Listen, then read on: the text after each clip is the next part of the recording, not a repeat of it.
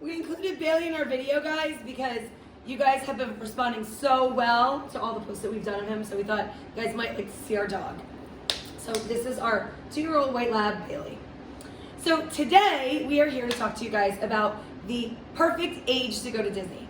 We have helped probably hundreds of people and friends over the decades take their kids, their family, their loved ones, grandparents, whoever to Disney. And the question that seems to come up all the time is, what is the perfect age to go to Disney? Good question. So we are here to tell you some of our experiences today. Somebody want to talk about their first time they went to Disney? Okay, so, well, I don't remember it much because I was 11 months, but the most vivid thing I remember about going to Disney was I was around 3 years old, and it was when they were building Fantasyland, and there was Fantasyland, yeah. And there was the station, the 7 North Mine Train, and they were building it. And there was this little thing where it says, take a peek, and then there's a little hole where you peek inside of it. So I peeked inside of it, and I just remember, I have vivid memories of all the construction and metal and all that other stuff, you know. And as for me, my first memory of Disney, once again, I don't remember my first trip with me being 13 months. But I do remember, you know, when we moved to Sarasota. Yes, we've moved to Florida twice. We'll make another video about that. But when I lived in Sarasota, we would always go up, since we were like 2 hours away from Disney World. It would be a Tuesday night, we'd drive up and we'd do homework at the Columbia Harbor House or Cosmic Rays. We'd just spend the night riding rides, and over dinner I'd get my homework done. I realized I was in like kindergarten, first grade. So that's the first thing that comes to mind when I think of my earliest Disney memory. My earliest Disney memory, I was 12 when my parents took me to Disney for the first time, and my brother was 6. And I remember once we got there feeling like I was actually jealous of my brother who was 6, because he got to experience all those memories that much younger. And although 12 was still a great age, I can't imagine what it was like for him at 6. So then I vowed that I would take my kids younger.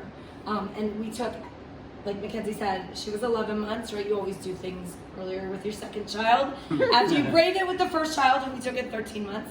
And I think that taking them around a year was the perfect age for us, because by that point, you know, they were walking and they were out of that newborn stage, and you know, they were eating solid foods, and it was just, they were like little humans, right? So it was easy for us. What about you, George? When was the first time that you went to Disney? Sadly, I didn't get to Disney until I was in my 30s. So I missed 30 years of time to be in the parks. That's rough. I've been lucky enough to live through my kids' experiences in Disney when they were growing up. But and your wife and your and mom. my wife. Yeah. And we've been to the parks hundreds of times, and I think what Stacey was saying is 100% right. We went early because we wanted them to maximize the time that they could have that time in magic. And so they were there at a year, just before a year, and it was wonderful. We had a ton of fun doing those kinds of things.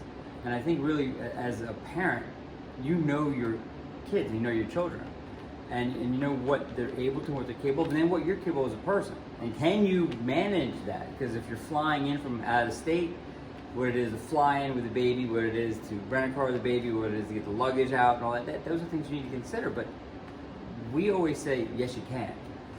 Yes, you can.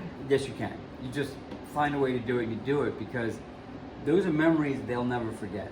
And those are things you'll always share together as a family. Yes, the funny thing about it is if you go younger, you have more memories of Disney to do it than when you're older, you know? Although then again, when you're older, it's not that there's less magical things to do. Rather, the possibilities keep opening the older you get. Right. Yeah. Because when you're a baby, all you can do is like sit in your stroller. Yes, sit in your stroller. But also, Well, that's really not true. We took you on a lot of rides at 11. that's what I was going but to you mostly sit in your stroller.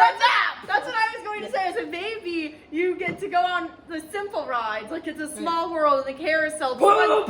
Yes, Winnie the Pooh as well. And then, but once you're older, like once you meet those high requirements, then you can start branching out off onto the thrill rides, like Space Mountain and Expedition Everest. There's a rock good, and roller coaster. You just work your way up, Yeah. you know, as you get older. yeah, as you're older, like a teenager, there's a good handful of rides out there, like a lot of the thrill ones that are just good for the teens and teenagers.